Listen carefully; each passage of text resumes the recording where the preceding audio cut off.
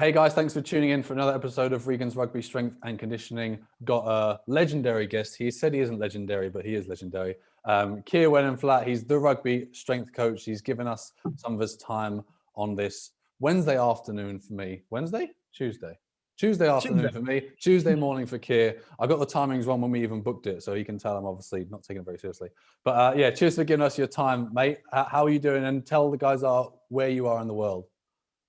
Well, thank you for having me. I'm good. I'm currently in Williamsburg, Virginia, which, as we said off air, is where my son goes to daycare. So that's why I'm in my car. I'm not trying to be a big time prick and be like, oh, I'm so busy, I have to do this in my car. But yeah, I've been in the States since 3 years ago now. Mm-hmm. Yeah. And you moved there for the sport change, or what was the initial reason for the move? Yeah, I mean, I'd always wanted to be in the States. I think I kind of had that wide-eyed, if I can make it as a strength coach in the States, you know, that's the pinnacle. I can make it anywhere. You know, I'd said that I'd kind of got every last drop of enjoyment out of rugby that I thought I was going to get. The experience in Tokyo there was a lot of good, but there was, I won't say bad, but just I was tired of rugby. You know, I'd done it for nearly a decade at that point, and I'd really put my foot to the floor for those 8 to 10 years, and it was time for a change. So I basically, midway through that contract in Tokyo, decided, right, no more rugby. Gonna start laying the foundations to move to the States, which is what I did in 18. And you know, I initially moved with the desire to work in the NFL, and promptly got a job at a Division I college in Richmond, University of Richmond. And I worked one more college job after that, where I was the director at William & Mary here in Williamsburg. So it was a few different things, but I think primarily it was to switch to American football. Mm-hmm. And you said you were a director of sport, or is that what you're still doing now? No, so I mean, my position, there's Division I to anyone outside the States is considered one level. Like, you think, oh, you know, University of Richmond, College of William & Mary, they're the same level as Alabama. It's not. So it would be kind of like the equivalent of football or soccer in the UK, where you see championship and you think, man, that must be a really impressive level. It's not. You know, there's the Premier League. So you actually have two subsets within Division I. One is called the Football Bowl subdivision, which is Alabama, LSU, all those big teams that you would have heard of. And then a level below that, you have what's called the Football Championship subdivision, so FCS. That would be the level that I operated at, where you don't have that singular focus on football. You're expected to do multiple sports. Most schools will have a football only specialist because of the revenue involved, and the same for basketball. But I oversaw a staff of 5 coaches at William & Mary, and I was nominally responsible for the training of 500 and something athletes over 23 sports. Oh, of a sport. Okay, cool. I was gonna double check if it was across the sports. That's cool. Yeah. I actually know zero of American football and of the Division I things you were saying. But we didn't even really get an intro. So what I know you talked up to from you finished a contract in Japan. Do you want to tell? I mean, I'm interested, but do you want to tell the guys maybe your journey from playing days all the way up to? I know you've done some international work as well. So do you want us to give a bit of an update on that as well? Yeah, I mean, like, I started out, I mean, when I was young, I wanted to be a professional rugby player. Don't we all? Yeah. Well, you know, I'm 35 now with a child, and I'm still waiting for puberty to hit. So it was never in my destiny to be a professional athlete for a variety of different reasons, some physical, some non-physical. And it had dawned on me by the age of, 16, 17, never going to happen.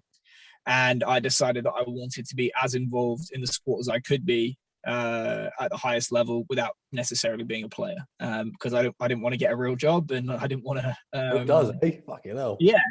So, with a hiccup where I did 6 ish months of a psychology degree and quit. I did a degree in sports science. I did a master's degree in strength and conditioning. And, I tell everyone that it took me 2 years to get the opportunity to work for free for a year for London Wasps because I was so bad of a coach. And it's true. But I got my start with Wasps when they were London Wasps. And I did 3 seasons there. I got midway through my 3rd season before I left. I was unpaid for a year as an intern with the academy. I was assistant academy, strength and conditioning. I was extremely ungrateful, or no, not ungrateful, unsatisfied at the time that I was heading up a Premiership academy at 26, turning 27, but it wasn't what I wanted. So I left about 6 months into that to go be head at Rotherham in the Championship. And by that time, I'd made the decision to emigrate to Australia with my ex-girlfriend, who is Australian, and dropped everything, started again at the bottom in Australia, and through some extremely dumb luck and relationships that I'd previously cultivated, I got asked to temp for the Argentinian national team, which I really? did. Yeah, very, very, very lucky. So I was, albeit as a contractor, I was working with an international rugby team at 27, turning 28, which That's is so just sick. It's nuts. It's nuts. And the risk taking benefited me because they actually said to me, you could be here for a week or you could be here for 3 months. And, I quit. You didn't know? You didn't know? Or? No. I mean, I quit a job to do it. So, wicked. for context, Sydney is an extremely expensive place to live. Yeah, I've heard that, yeah.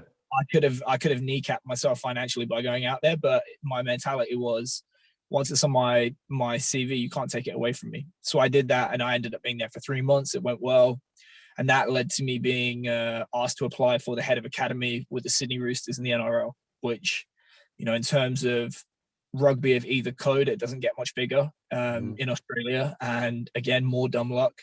It was bad luck in disguise. It was a poison chalice, but I ended up being the head strength coach there after 3 weeks. After 3 weeks? Yeah, it was not. When someone becomes the head strength coach after 3 weeks, alarm bells should be ringing for that person or for the institution. Okay. So you're in trouble. There's a reason it doesn't happen. And I actually resigned after 6 months there because I've told people before, I caught myself working out on a calculator. If I make X and I stay for this number of weeks, here's the amount of money I can save before I get to leave. And I realized, right, if you're making those calculations, it's already time to leave. Yeah, if you're justifying yourself for that sort of stuff, it's just pull the plug. Oh, I mean, look, there's a million jobs out there that can make money and that make good money, and rugby's not one of them. So if you're just worried about the money, you might as well quit and go sell real estate. So just more dumb luck. They had hired somebody to replace me with the Pumas. So it was this American company called Exo, so I still have a great relationship with. The guy that they'd hired to replace me had to quit to go work for a pro team in Seattle. So I ended up being my own replacement. And I basically went cap in hand and said, "Oh, can I come back and work for you?" Thinking I was going to get sent to China for an Olympic cycle. And they said, "Yep, you can be your own replacement, but you have to agree to stay until the end of the next World Cup.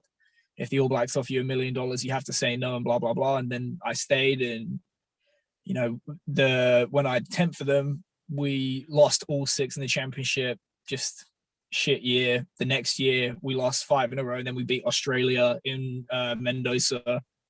And then in the year after that, we put 40 points on South Africa in Durban. Then we went to the World Cup, and we managed to get to semi-finals before we lost. So it was that led to Tokyo.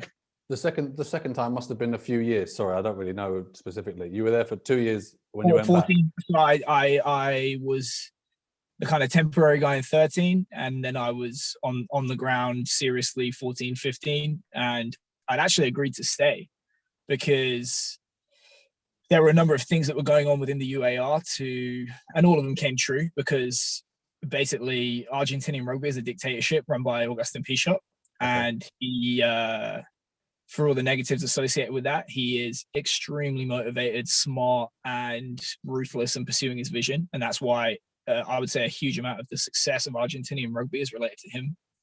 And he had said after 2007, when they, the first time they reached the semi-final of the World Cup, everyone was shocked, but they weren't shocked because they'd said, right, in the next 10 years, we're going to join the Rugby Championship.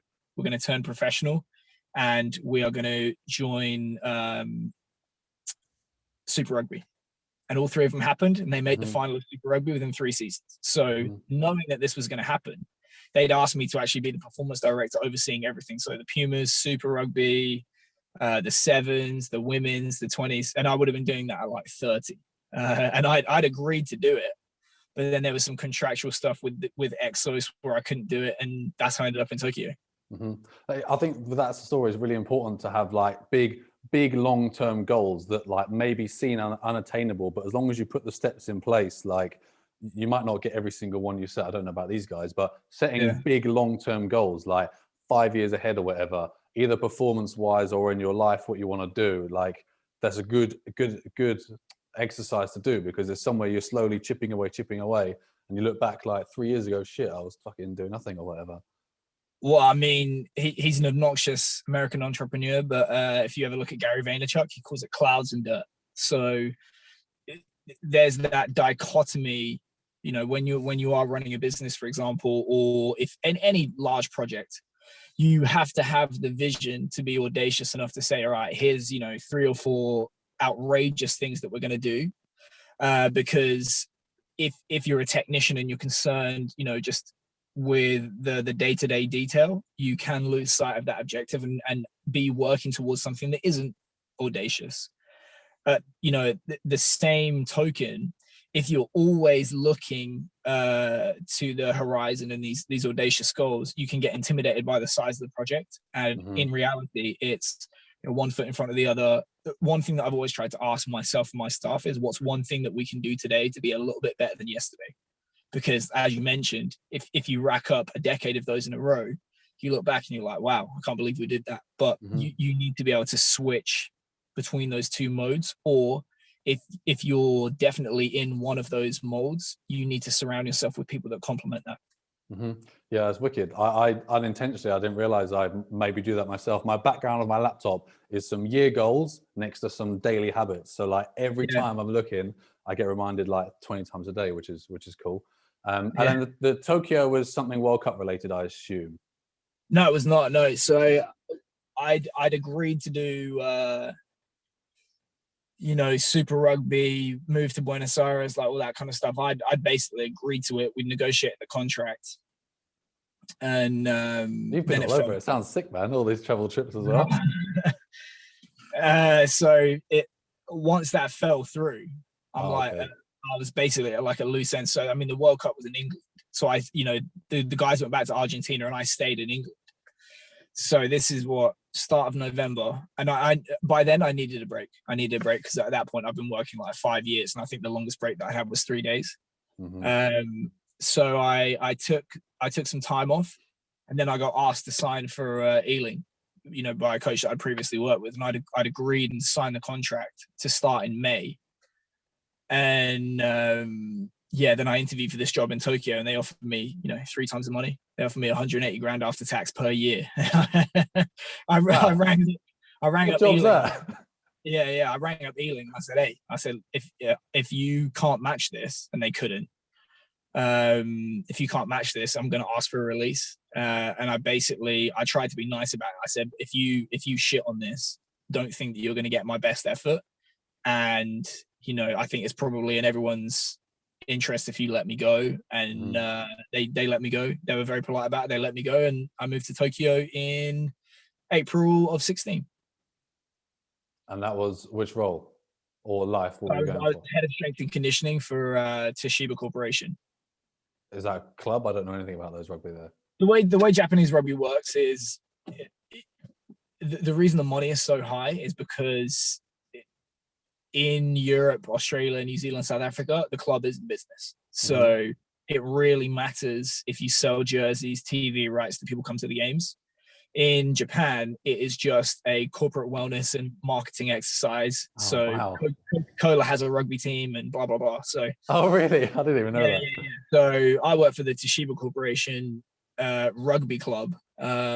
And, you know, for context, they sold a piece of their business, the microchip business, for $18 billion whilst I was there. So There you go. for them to throw $1 million in cash after tax a former All Black is like back of the sofa money. So Yeah. that's why the money is the way it is. Is that how they slowly, obviously they're like a good player right now in international rugby, and a lot of their players obviously don't look Japanese. Is that they get guys in young to play for some of these teams, offer them big bucks, and then they get citizenship? Yes. I mean, Leachy, who I work with, he's, you know, Michael Leach is the captain of Japan. He's probably somewhat of an anomaly in that he initially came over when he was 15 as part of an exchange program. Where did he go? It was on the North Island. The name of the city will come back to me, but he went up there, and he's been there since he was 15, and I think Leach is like 31 or 32 now. He's a little bit younger than me, so he's like as close to Japanese as a foreigner can get. You have other guys that are you know like mixed. So like Matsushima, I think, is half Zimbabwean, half Japanese. Mm-hmm. But then the vast majority of other people, like James Moore, I work with at Toshiba, is now considered a Japanese citizen. Mm-hmm. But he arrived after me, and he played for the Japanese national team. So Mm-hmm. yeah, it certainly, if you look at the successes of Japanese rugby, it's built on a spine of people that did not come from Japan, and we can get into the cultural reasons for that. Mm-hmm. Yeah. But yeah, I think I don't know if you saw the documentary. Was it the Pacific Island one? I forgot what it was, and they were bitching about that kids are getting pulled over at 15, 16, and so all the Pacific Island players can't play for their nation because they're elsewhere around the world. Yeah. Oceans apart. That was Oceans Apart. That was it. I did not see it, but yeah, absolutely makes sense. I mean, there is a huge cottage industry of, you know, Fijian, Tongan, and Samoan kids that are having university educations used to tempt them over to Japan. Mm-hmm. And funnily enough, that's one of the parallels with American football. Is like you've got these kids that come over. They're typically like not as privileged backgrounds. That just they don't do a day of learning at university. They're there to play rugby. They're there to pad the ego of the school. Mm-hmm. And yeah, but absolutely. So with the American football and like top athletes, I assume my knowledge is from bloody high school or American college movies. I thought that they would be playing for the university, but they don't need to study. Are they meant to study as well? Because I thought it was like a pathway to the NFL, and who cares about school? Are they meant to do it?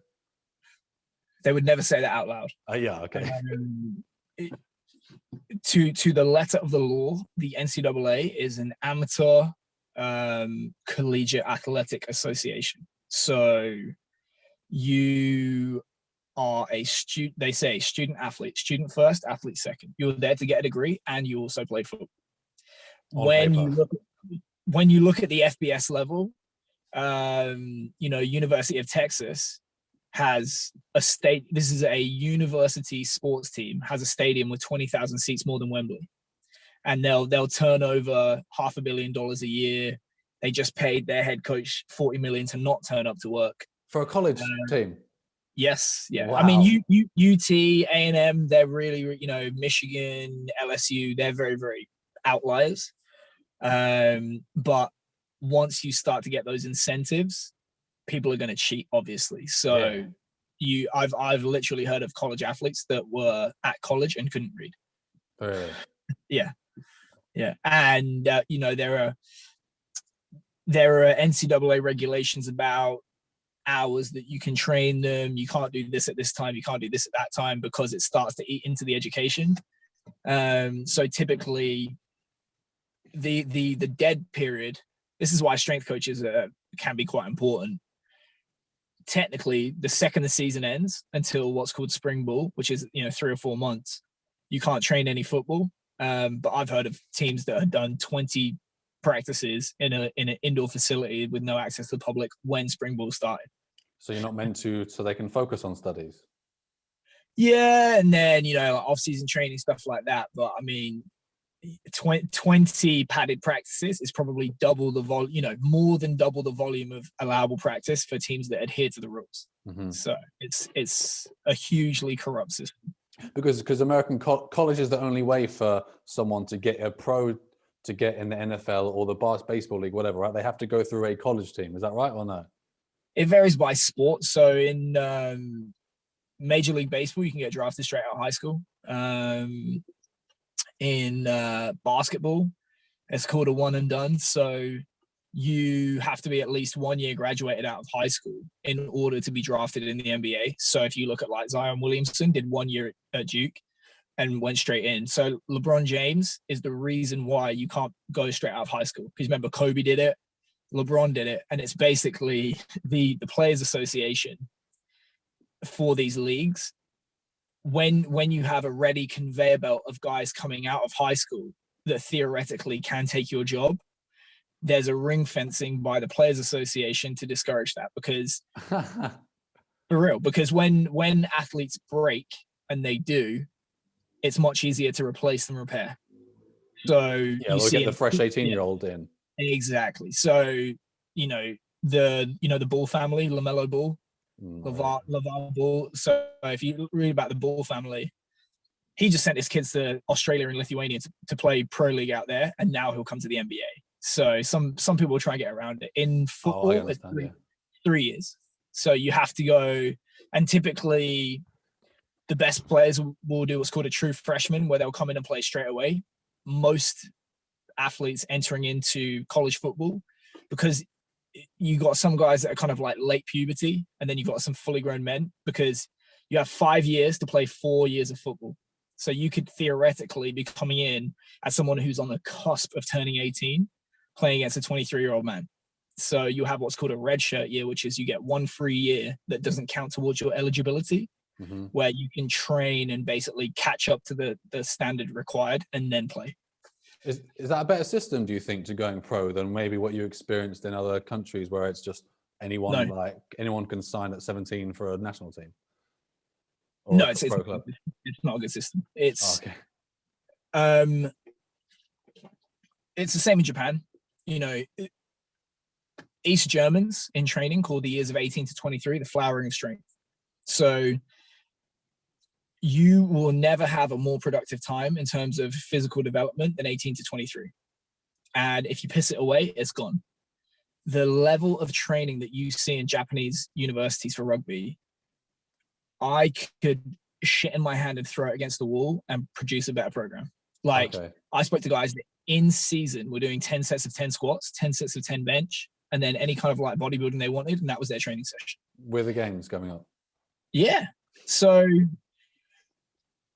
and certainly in football, there's a ton of nepotism. There was a guy that just got hired by the Jacksonville Jaguars and had to resign after a day because he got paid to leave the University of Iowa because of many allegations of racism, which may be true, maybe not. What is true is that his training program put 13 athletes in the hospital in the mid-2000s with something called rhabdomyolysis, which is... I don't know what that is, sorry. It's basically where you do so much damage to your muscles that you start getting a high level of protein in your blood that cannot be processed by your kidneys, and it can be fatal. That's crazy, man. It is. And if you consider, if you're the pro organization, the athletes coming off the conveyor belt in college football are your assets, and they are. They're not workers, they're assets. Why would you want your Ferrari being keyed by somebody for 4 years if you have to deal with the after effects? You want to look after it, right? Yeah. And if you look at European soccer, they've realized that, and that's why they contract a vast amount of kids at 4, 5, 6, 7 years of age. Not because they think they're going to make it. It's to stop everyone else messing them up. Really? And it's kind of like a system where if you put 200 kids in a tray, you shake them up, you see the two that stand out, you say, right, that one. And from an economic standpoint, what are you going to spend? 10, 20 grand a kid times 200 is 2 million. Would you pay 2 million for a superstar 17-year-old? Yeah. Football, yeah. Yeah, there you go. So it's a much cheaper, less error-prone way of developing talent.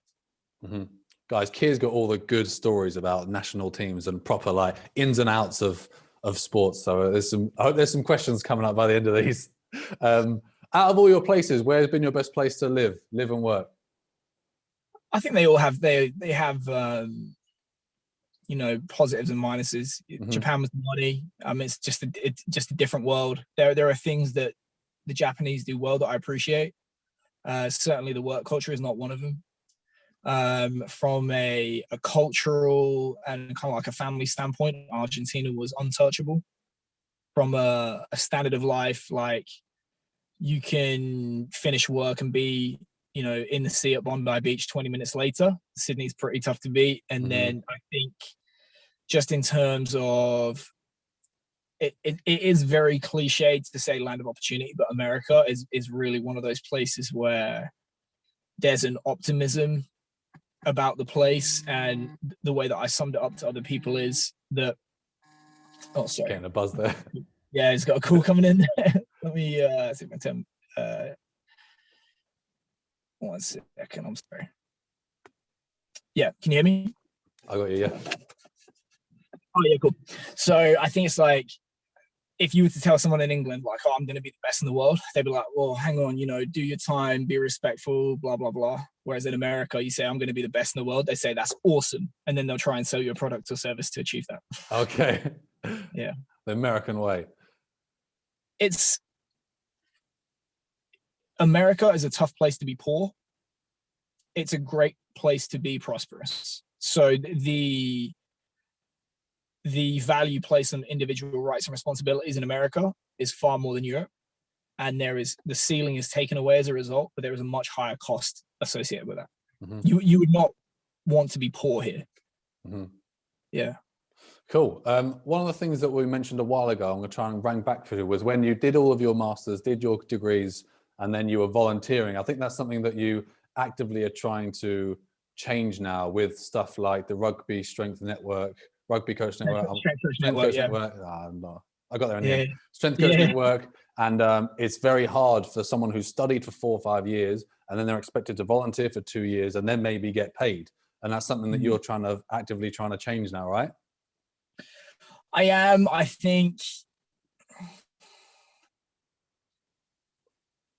rarely in life does a monopoly of any kind benefit anyone but the person in possession of the monopoly. All right. Mm-hmm. So Virgin trains, if you want to get a train from London to Manchester, they've got a monopoly. And if they want to charge you 200 quid, you can pay 200 quid or you can drive. Yeah, which they do. That is the cost. Yeah. Benefits them, doesn't benefit you. And when you look at education for strength and conditioning coaches within the UK, within the US, and so on, it's one body, which is the UKSCA. So they want their monopoly. And here's the thing: when you have monopolies, the quality, the offering to the end consumer drops down. Because if I have the monopoly and you're complaining, well, guess what? If you don't like it, you can just not partake. Yeah. Exactly. Yeah. So I think there needs to be like a dismantling or more of a free market when it comes to coach education, so that we are better serving coaches. And I've had this argument a couple of times, which is I feel that there is an inherent conflict of interest at the heart of accrediting bodies like the UKSCA. And the reason for that is, if you look up the legal definition of a conflict of interest, it's when you can have multiple interests, not that directly contradict one another, but may or have the appearance of contradiction. That's considered to be a conflict of interest. So I'll put it this way, right? Accrediting bodies do serve to protect the end consumer. So the DVLA or whatever, it was called the DVLA when I took my test 15 years ago. It is now still, yeah. Yeah. Who does the DVLA protect? Government and DVLA. No, road users. They don't care if you crash. they care about protecting all the other people, the pedestrians that you're going to run over. Okay, yeah. So what they do is they erect a barrier to participation for you as a road user and say, right, this is the standard that you must clear, and we're doing it to protect everyone else around you, right? Okay. So they have, within reason, an incentive to make it harder. Yeah. Make sense? Okay. If you sell driving lessons, who do you serve? You serve the person you're helping. Exactly. So you have an incentive to help people pass that accreditation because you want to sell more driving lessons. Now, within reason, there's a moral question, but the more people that pass the test, the better you do. Mm-hmm. So the UKSCA wants to be the DVLA and the driving instructor. So if you take the assessment and you pass, pat on the back from me as the educator, you tell your friends and I get more money. If you fail, pat on the back from me as the accreditor, look how tough our accreditation is, we're the gold standard, blah, blah, blah. So win-win. Well, here's the thing. For them. You want your interest to be aligned. So if we do business together and I'm the educator, when you do well, I do well. When you do bad, I do bad. But if I'm acting as both, when you do well, I do well. When you do bad, I do well. Mm-hmm. Does that sound like a fair relationship? Definitely not. So that's why it needs to change, in my opinion. So it's like there has to be an uncoupling or like a decentralization of accreditation and education. You can't have your cake and eat it. You can say, we're going to set the standard and we're going to protect the end consumer. Great. But you cannot turn around and in the same breath say that you're an advocate for coaches and you serve coaches. Mm-hmm. You can't serve both, in my opinion. And they'll say the reply from the UKSA as well, it's a free market, everybody is welcome to serve education and participate and so on. But if you're writing the education for the test that you also happen to write, is that a free market? Mm-hmm. No. And you can't get insured or a job unless you have this specific one, and they're the only people. Pretty much, yeah. When I did like a personal training qualification, it was the most basic garbage trash ever, but it was just to get insured. But if I did a workshop or a weekend workshop with a person who I knew, that's where I'd learn most from. And from the next day, I can use that training, guys. But yeah, a lot of these accredited, like government, blah, blah, blah, funded. Well, and here's the thing though, the person assessing you for your NVQ level 3 to be a personal trainer is not the same person selling you the education. Mm-hmm. They're two different companies. Mm-hmm. Yeah, mine was an absolute shambles. But same. That's another. I mean, I failed my level 2 initially. Yeah. Yeah, back in I think 2006. Mm-hmm. But then you're applying yourself, and you realize that when you find something that you actually like, and obviously you can completely excel in this field, something at 17 that you might have sort of flunked doesn't mean shit. Like you stuck at it and you're getting reaping awards now. No, I got rejected from Loughborough. I got rejected from Bath when I tried to do sports science because my A levels weren't good enough. Oh yeah, meaningless. Mm-hmm. I've met plenty of average coaches from both. I met some good ones too. Sorry, I've met some good ones as well. Mm-hmm. Cool. And then another question I was going to say, which is that I thought you were just doing American football at the university, but you're not. But we'll ask that question anyway. I was. Okay, cool. So the main difference is rugby and American football. Obviously, the duration of play is shorter. Other than that, what's the main differences? I mean, that is the primary difference. Is if you look at, but because of the specialized nature of the roles, because of the number of personnel, and because of the time motion demands of the game, you can afford to be much more of a specialist, technically and physically, than you would be in rugby. So within, especially in rugby league, everybody has to be able to run, pass, and tackle. And there are certainly going to be differences within the positions, but they tend to be grouped a lot more together in terms of their outputs and what they have to do. So especially with the interchange rules in rugby, a rugby league, everyone's pretty much 100 kilos now. You can't afford to be like 130 kilo prop now with the number of subs coming down and just the running demands. So big in rugby league is 120, massive in rugby union is 140 kilos. If you try to be an NFL lineman at under 140 kilos, you're just going to get beaten up. So they're enormous giants, aren't they? Oh yeah, I mean, like if you're going to be a left tackle in the NFL, you're probably going to have to be 6'6" to 6'8" to be 160 to 180 kilos. Mental. Yeah. It's basically Olympic level throwers. So if you look at like a Ryan Krauser is like 6'8", 350. That kind of body type and output would be a good left tackle, or it's basically guys that are just like could play in the NBA, but they're just like built like a fridge. Mm-hmm. That is like how specialized that body type has to be. And then, for example, if you get a guy in a pro team in rugby breaking 10 meters a second for top speed, or upwards of 35 inches on a vertical jump, that's like you're popping champagne corks. Mm-hmm. You could go to any high school football team of a decent level in America and have a kid that does that. It's mental, the talent in the high school, or the conditioning that they are when they're like teenagers. It is, I mean, two things that lend itself well to high performance outputs is money and population. So, if you look genetically, West African origin is speed and power.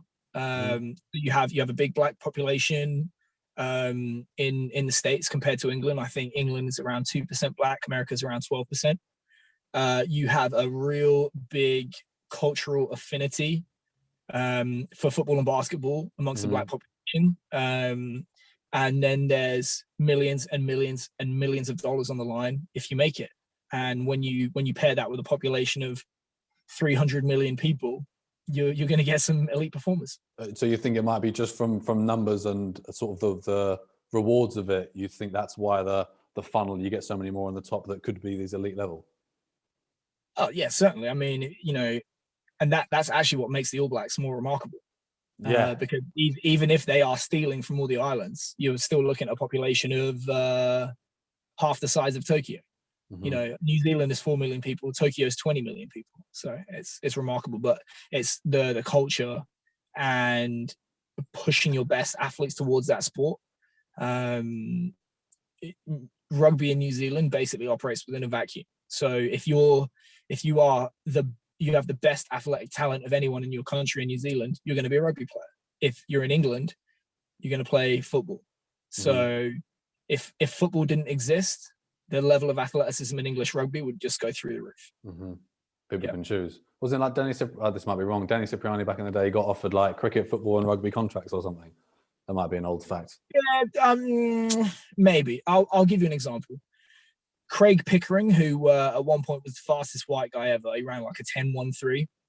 He's also now a really good sports scientist living in Australia in the study of genetics and performance. The guy that beat him at under 18 level for the English 100-meter title ended up playing for Man City. And I can't remember his name, and you never will have heard his name. And that is because it pays to be a fifth-rate football player orders of magnitude more than it pays to be, on the cusp of being an excellent sprinter. Mm-hmm. That's the power of incentives. And that's what they have in America through all their elite pathways and stuff. Yeah, like Patrick Mahomes just signed a $500 million contract. $500 million. How long is that for? 50 a year for 10 years. Fucking crazy, man. Let's all ship out to America then. Well, I mean, look at Messi. Messi's contract is in Spanish, but it's in Catalonian. But I skimmed it and read it, and it's something like 167 million euros a year for 4 years. Mad, man. What do they do with it? What do they do with it? It's crazy. Well, I mean, there's a bunch of tax, but I mean, when you're that rich, you end up not paying taxes anyway. But yeah, true. I'm gonna go back onto the group and see if we got any inputs. People are watching. Ed, this is one of the guys that wanted to chat. Ed said you're definitely legendary, so you got to pat yourself on the back. Also says interesting story. Hadn't realised how much you'd moved to AFKW to AF. Where's AF? Is that a place? Don't know. American football. AF is American football. I only knew from social though, and following you and seeing that the stuff are American gyms and stuff like that. Mm-hmm. But yeah, there's only two from these guys. Oh, Ed's in there again. Ed's live. What's he saying? Cipriani. Oh, he's commenting me on my story. Yep. Cool. So that's all the live questions. I think that's all we're going to go for, Keir. It's been bloody legendary chatting to someone who's actually in the bits of like national pathways and a lot cooler stories than me. And I really appreciate it. So if you guys want to get hold of you, if you guys want some high performance programs, I know he's got shit tons and you should definitely get involved. So if they want to get hold of you or find some, what's the best way? I mean, for the programs, it would be rugbystrengthcoach.com/products. And if you want to find anything out about me, you can go rugbystrengthcoach.com or, any of the social platforms, Rugby Strength Coach. Wicked, sweet. And if you're watching the video, comment below if you have any questions and I'll pose them to him and hopefully we can get some answers back. And thanks for tuning into the podcast. I hope you enjoyed it. Drop me an email if you have any questions, regansrugby@gmail.com. Cheers, guys. See you later.